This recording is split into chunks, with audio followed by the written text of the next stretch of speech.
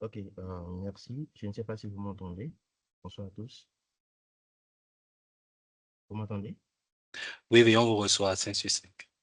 Super.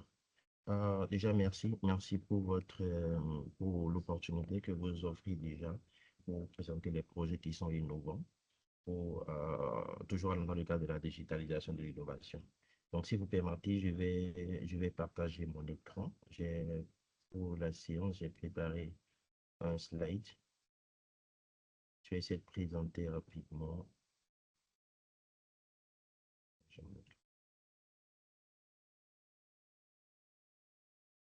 Je peux voir mon écran.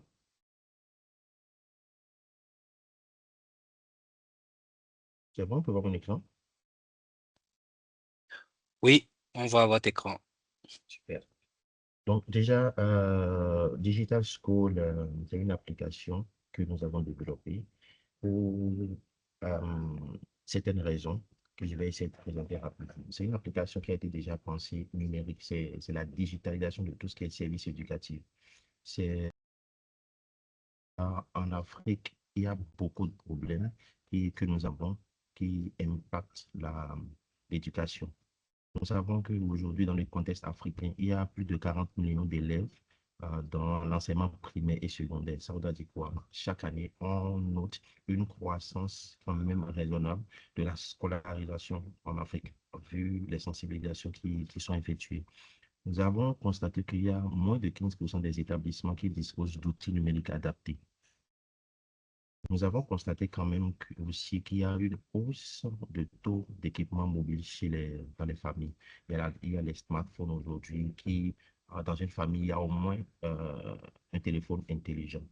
Et Internet aujourd'hui, avec les GSM, avec les fournisseurs d'accès Internet, qui essaient quand même d'implanter, de rendre Internet accessible en Afrique.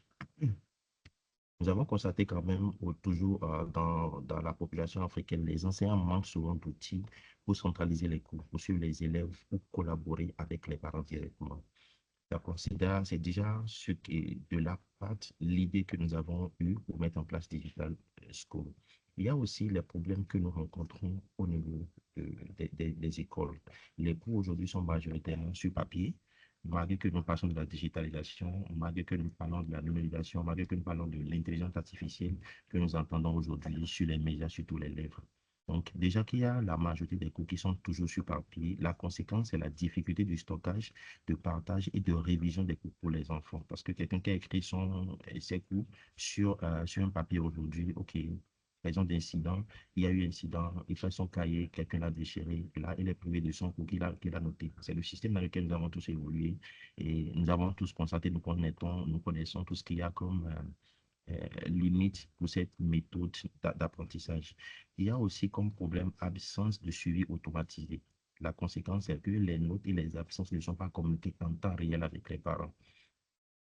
Aussi, un autre problème, c'est que la faible implication des parents dans la vie éducative de leur enfant. La conséquence, c'est un manque d'information pour les parents et le décrochage automatique des enfants. Un enfant qui quitte la maison pour l'école, qu'est-ce qu'il fait là-bas? C'est quoi ses performances? C'est quoi le suivi? Les parents sont déconnectés de la vie scolaire de leur enfant et il faut constater que l'enfant est complètement déconnecté avant que soit l'école interpelle le parent, soit les parents eux-mêmes constatent que mon enfant baisse en compétence, l'enfant ne va pas à l'école et tout ce que nous avons et tout ce que nous constatons.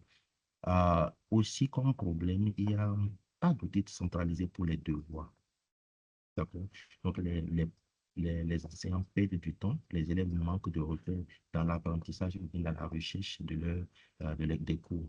Nous avons constaté encore un autre problème qui mine l'éducation en Afrique, c'est qu'il n'y a pas d'outils existants, ou bien ceux qui sont existants sont tellement très chers et ne sont pas accessibles à tous.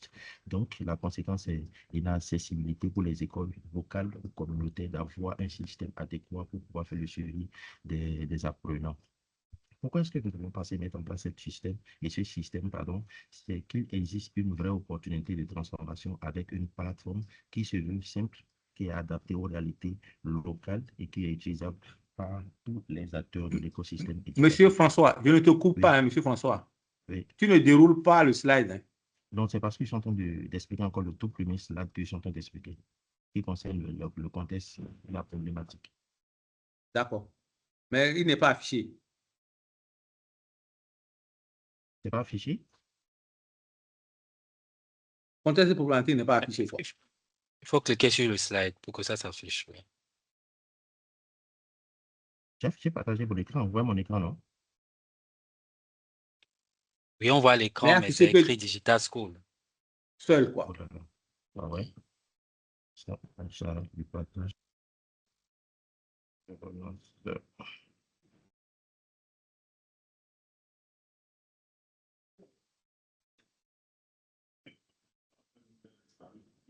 Alors, je rappelle qu'il vous reste 4 minutes. Hein. Vous voudrez bien Oh, accélérer ok. pour Ok. rester dans le temps. Vous voyez maintenant, ça, ils sont en train de dénouer, c'est pas sur mon écran.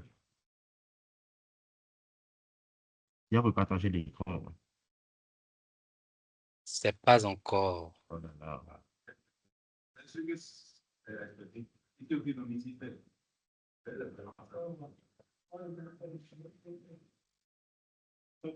C'est bon maintenant? Oui, c'est bon. Ok. C'est une plateforme qui est pensée pour les Africains. Pourquoi est-ce que vous avez essayé d'accélérer un tout petit peu?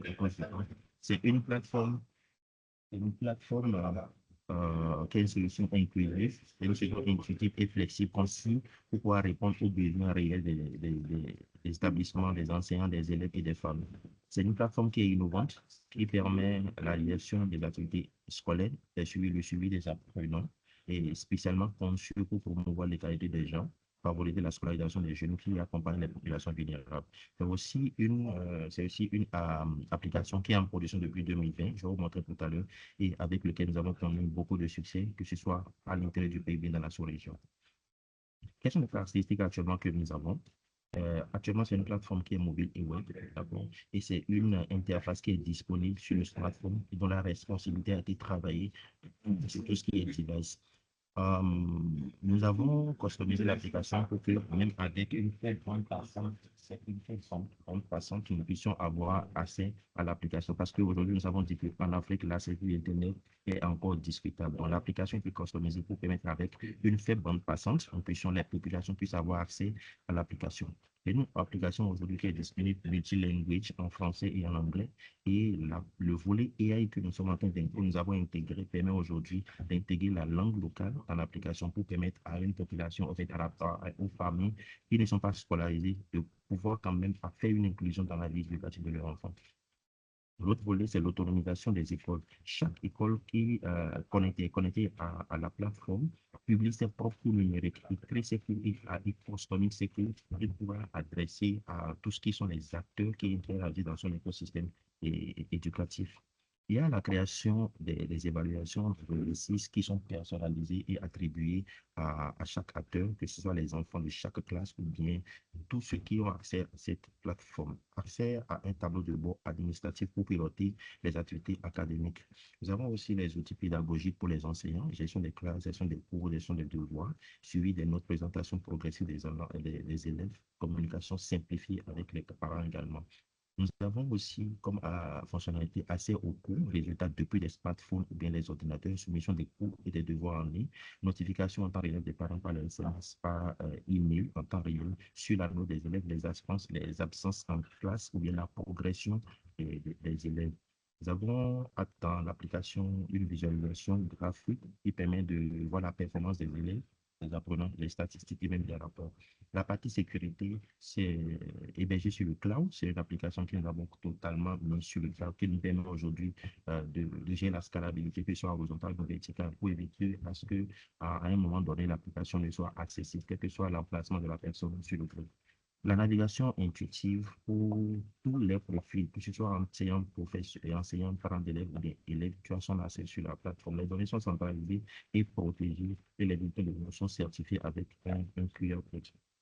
Voilà une capture d'écran de l'application, la connexion. J'ai dit la fonctionnalité clé, c'est les enseignants, les élèves, les parents d'élèves, et bien les établissements, ils ont le accès et sur la plateforme. Et chacun, selon son habilitation, pourra avoir accès aux données qu'il veut. Ça, c'est pas si vous voyez toujours mon écran à cause du temps, je vais le presser un tout petit peu. Nous avons intégré les fonctionnalités AI qui est aujourd'hui très, très innovant. Le premier, c'est l'inclusion des langues locales. Aujourd'hui, nous travaillons sur la langue Yoruba et le fond pour permettre aux populations non scolarisées de pouvoir quand même voir ce qui se passe à l'école, de pouvoir à travers même des notes vocales ou interagir avec l'école pour savoir un peu ce qui se passe sur la vie de leur enfant. Nous avons intégré, je suis en train de travailler sur l'accessibilité vocale pour les parents non alphabétisés, le computer vision pour la surveillance des cours, parce qu'un parent, par exemple, qui est affecté à Cotonou et pour une raison ou d'une autre, il est affecté dans une autre région, l'enfant doit le suivre et aller. Entre-temps, il doit faire une composition. Donc, avec le computer vision, il pourra faire sa composition en ligne et être surveillé à distance par les acteurs de son établissement. Nous avons intégré aussi la prédiction d'admissibilité et des cours. Avec les notes et les historiques des notes des élèves, le système pourra prédire est-ce que l'élève est susceptible d'admissibilité ou pas. Il y a aussi des modèles de détection de décrochage scolaire, comme j'ai expliqué. Si l'enfant, avec la performance qu'il est en train d'avoir, l'enfant n'évolue pas du tout, le système pourra décrocher. Si l'enfant ne fait pas un suivi spécifique, il risque de ne pas finir l'année scolaire, il risque de décrocher le cours. Voilà, c'est une partie des fonctionnalités AI que nous avons intégrées et d'autres qui sont tout en cours d'intégration sur l'application. C'est quoi Ok, l'impact à ton Monsieur avis? François, Ah, oui, alors, je voulais vous rappeler que vous avez déjà dépassé longtemps. le temps est parti. Donc, si vous pouvez conclure rapidement en quelques secondes D'accord. avant Quelques se- qu'on passe aux questions. Oui. D'accord. En quelques secondes, c'est une application qui a impact et qui a déjà son impact sur les établissements qui l'ont utilisé jusque-là, que ce soit sur la vie des établissements scolaires, les élèves, les enseignants ou bien des parents d'élèves. Nous avons aussi des témoignages qui aujourd'hui viennent des parents d'élèves concernant l'utilisation de la plateforme et comment cela a permis d'avoir une inclusion sur la vie des élèves. Aujourd'hui, c'est une plateforme qui est totalement financée par les acteurs, M. Gomez, Nicolas Gomez, Aruna Alassane de MTN et Victor Fordy et moi-même, ingénieur informatique, qui avons travaillé depuis 2019 sur la plateforme aujourd'hui qui est utilisée à l'intérieur ou bien à Lomé, à côté. Bon, voilà quelques captures d'écran que j'ai essayé de mettre sur l'application pour nous permettre quand même d'avoir une idée de ce que l'État School fait et ce que son impact aujourd'hui sur la vie des parents d'élèves. Donc, j'ai essayé quand même d'aller un peu plus rapidement parce que c'est vrai, le temps ne m'a pas permis d'aller en détail sur les fonctionnalités et de l'application. Je vous remercie. D'accord. Merci beaucoup pour votre présentation. Nous allons laisser la parole euh, au comité qui est ici connecté. Donc, vous pouvez déjà poser les questions.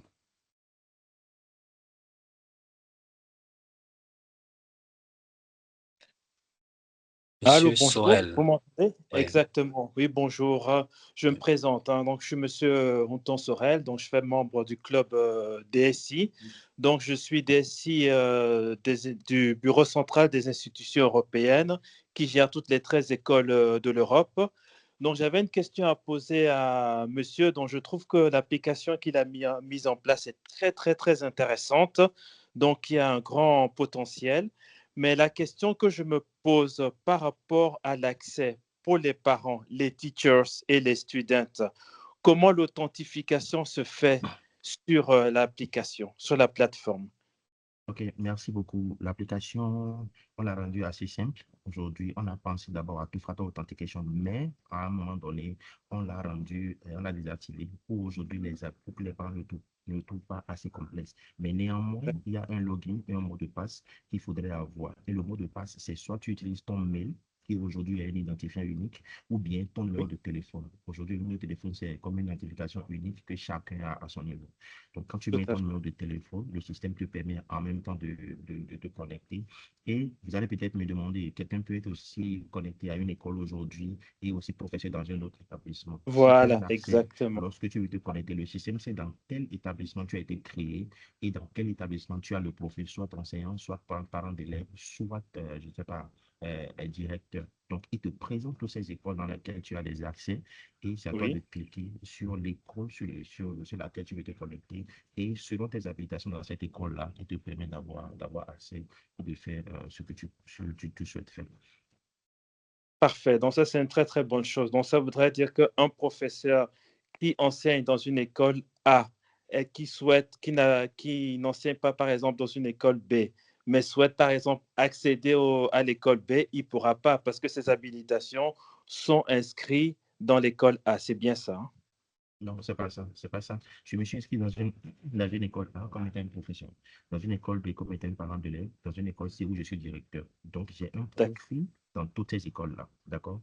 Donc, à la D'accord. connexion, le système sait dans quelles sont les écoles dans lesquelles j'ai accès et me liste Ok, toutes ces écoles-là. Donc, quand je parfait. me connais dans la première école dans laquelle je suis un professeur, ok, il n'y a pas de souci, il me donne les accès, les données de cette école et me permet juste de faire les choses concernant, en fait, avec un profil enseignant. D'accord? D'accord. Maintenant, je me déconnecte ou bien je peux changer. Il y a un profil où je peux me reconnecter dans une autre école ou bien changer d'école. Lorsque je change d'école, il me permet de me connecter soit comme un parent d'élève, soit un directeur, et les habilitations de cette école-là me sont affichées automatiquement. D'accord, parfait. Mais c'est très clair. Mais je trouve franchement que c'est une application très, très intéressante. Donc, j'aimerais que, si vous le souhaitez, qu'on reste en étroit contact pour que je puisse vous assister et vous donner pas mal d'idées parce qu'on n'a pas beaucoup de temps, donc vous avez un certain temps assez limité. Donc, je souhaiterais qu'on puisse échanger ultérieurement. Et merci pour la Merci. présentation. Merci, ça sera avec plaisir. Merci beaucoup.